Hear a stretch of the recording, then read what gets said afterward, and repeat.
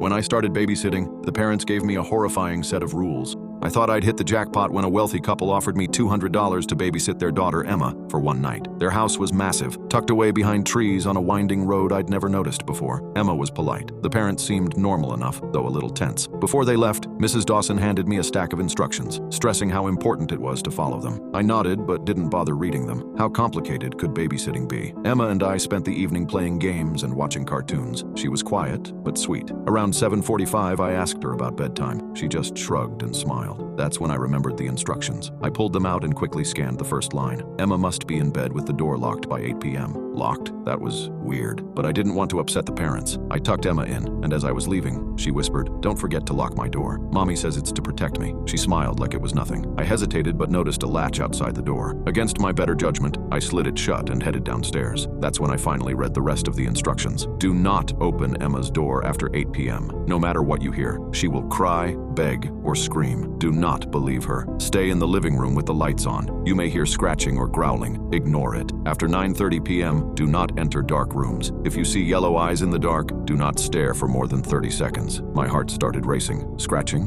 growling, yellow eyes. This had to be a joke, but right then, I heard it. Scratching from Emma's room, followed by a low growl that sent chills down my spine. I told myself it was just her playing around, trying to scare me. But by 9 p.m., the sounds weren't just coming from her room. They were in the walls, the ceiling, and then the crying started. "Annie, please let me out. I'm scared. It hurts." It was Emma's voice, soft and desperate. I stood frozen in the living room, staring at the stairs. The instructions echoed in my head. Do not open the door. But the crying sounded so real. My hand hovered over my phone to call the Dawsons, but something told me it wouldn't matter. At 9:30, I switched on every light in the house, just like the instructions said. That's when I saw them. Two glowing yellow eyes peering at me from the edge of the dark hallway. My breath caught in my throat. I counted to 30, my eyes watering, until the eyes blinked and disappeared. At 10 p.m., I heard footsteps in the basement. The instructions warned I'd feel the urge to go down there, and they were right. It felt like something was pulling me toward the door. My hands trembled as I forced myself into the kitchen and downed a glass of milk like the note suggested. That's when I noticed another paper tucked under a magazine on the coffee table. It was Emma's meal plan. Monday, liver. Wednesday, kidneys. Friday, heart. My stomach turned. This wasn't just a weird family with strict rules. This was something else. Before I could process it, I heard a loud crash upstairs. The sound of Emma's door being broken down. Slow, heavy footsteps creaked down the stairs, and then I heard humming. Emma's voice. That's when it hit me. I wasn't here to babysit Emma. I was here to feed her.